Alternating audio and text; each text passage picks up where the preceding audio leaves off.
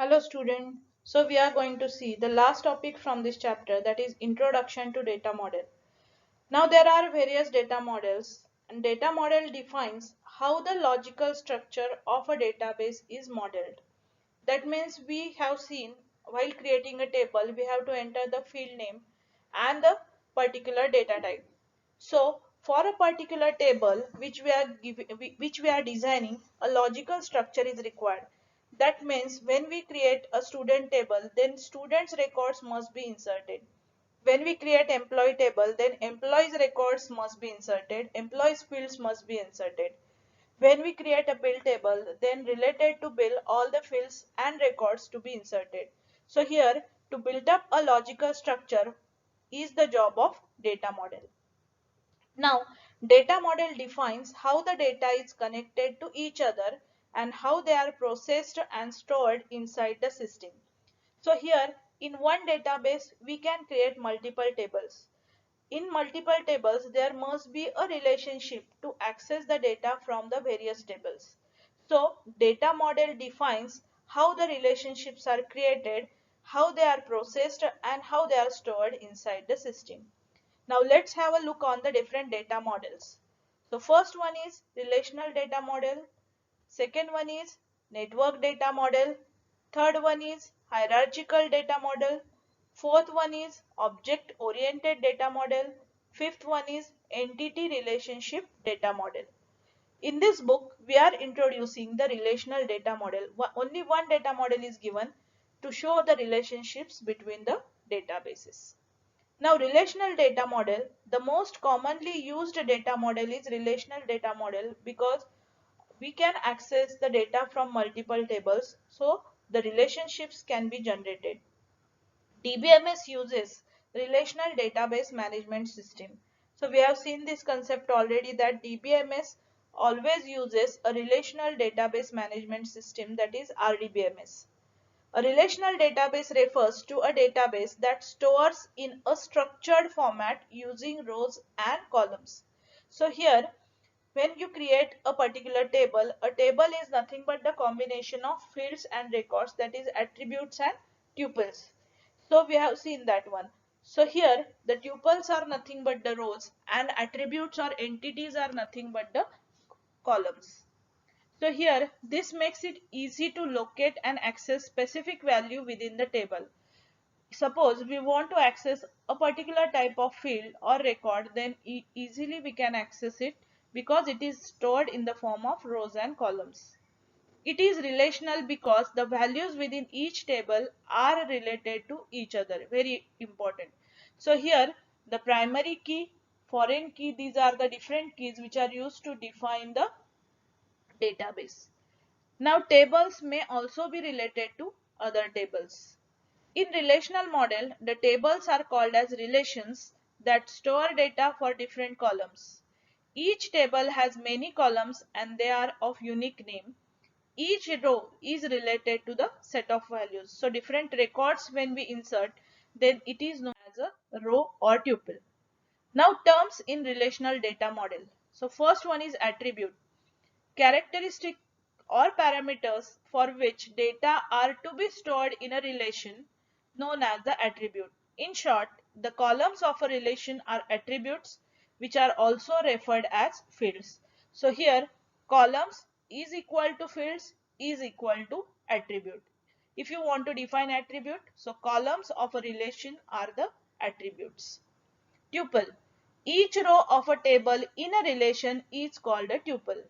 In a table within a column, a tuple is a relationship between the related values. So here tuple means a row in the table, which is also known as a record in the table. Domain. Now it is a set of values from which an attribute can take a value in each row. Usually a data type is used to specify the domain for the attribute.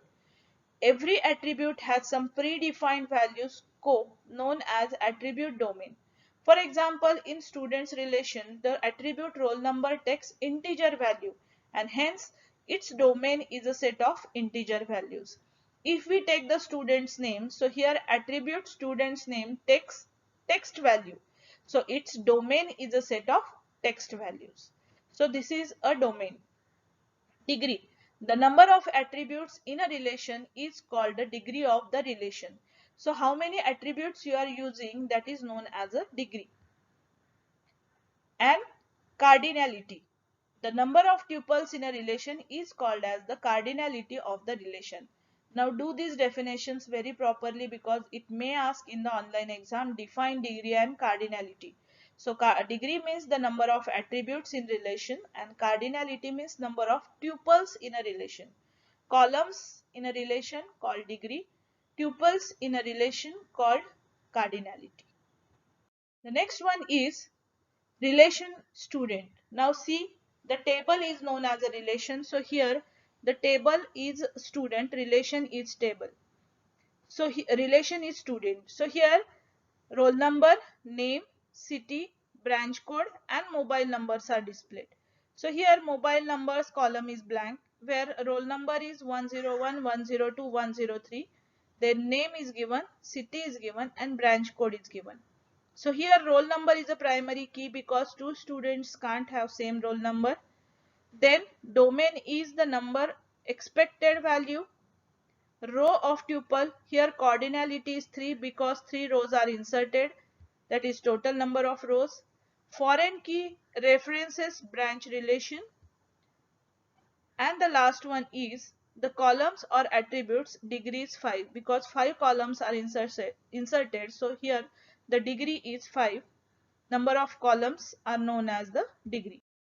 Now after this, the relation branch is given. A branch table is there with the primary key as a branch code and branch name. So three branch codes are given: IT, electronics and mechanical.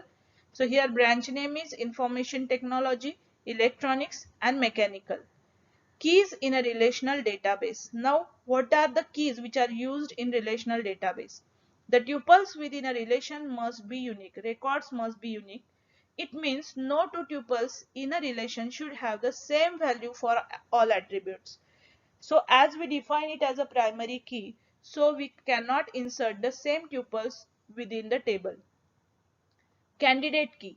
A relation can have one or more attributes that takes unique values. Any of these attributes can be used to uniquely identify the tuple in the table. Such attributes are called as candidate key, as each of them are candidates for the primary key. Now in above example, the relation student has 5 attributes, of which roll number and mobile number always take unique values. No two students will have the same roll number or the same mobile number. Hence, these two attributes are the candidate keys, as they both are the candidates for the primary key. Means what? When we use the unique numbers in your relation, in your table, then that time that keys are known as the candidate key. Now here, if you consider the bill table, so bill number is a unique one, right? So here date is may different, date may be differ, or it will be the same date. Then the atoms, they are unique ones, so you can write atom name and bill number as a candidate key. The next one is primary key. Out of one or more candidate keys, the attribute used to uniquely identify the tuples in a relation is called as primary key of that relation. So primary key is also known as a unique key, where you can't keep it as a null value. Something you have to enter when you assign it as a primary key. Next one is your composite primary key. If no single attribute in a relation is able to uniquely distinguish the tuples, then more than one attributes are taken together as a primary key. Such primary key consisting of more than one attribute is called as composite primary key, where if you define two primary keys in a table, then the second one is known as a composite primary key. Foreign key. A foreign key is used to represent the relationship between two relations. A foreign key is an attribute whose value is derived from the primary key of another relation. This means that any attribute of a relation which is used to refer the contents from another relation becomes foreign key. Now here when you define it as a primary key. Suppose two tables are there, student and mark sheet. In student table, I use roll number as a primary key. In mark sheet table, again I use as a roll number as a primary key because I want to access information from both tables. So in this case, the first student contains primary key as a roll number, and in second relation, second table mark sheet, when we consider roll number, then it is known as a foreign key. So here in above example, the branch code is a foreign key in student relation where it as act as a primary key in the branch relation. Student relation is called as a referential relation and branch relation is called as a foreign relation. Same like that. There are three types of relationships in the relational database design. They are as follows. First is one-to-one relationship, second is one-to-many relationship, and third one is many-to-many relationship. Let's see relationships. First one is one-to-one relationship. Now in this relationship, one entity of one table must be related to the same entity of another table. Means a row in a table A can have only one matching row in a table B and vice versa. This is not a common relationship type as the data stored in table B could just have easily been stored in the table A. However, there are some valid reasons for using this relationship type. A one-to-one relationship can be used for security purposes to divide a large table and various other specific purposes. Now see here, we have table employee relation employee which contains employee ID, first name, last name and payment ID. Pay relation contains payment ID and hourly rate. Now in this case, if you see, there is a relationship from first table, first relation pay ID to the second relation pay, that is pay ID. So here one-to-one relationship is formed. That means one entity of one table must be related to the same entity of another table. Second one is, in the above example, we could put an hourly rate field straight into the employee table and not bothered with the pay table. However, hourly rate could be sensitive data that only contain database users could see. So by putting the hourly rate in the separate table, we can provide extra security around the pay table so that only certain users can able to access the data in that table. Now the second one is one-to-many relationship or many-to-one relationship. This is the most common relationship. In this type of relationship, a row in the table can have one or many matching rows in the table B. But a row in table B can have only one matching row in table A.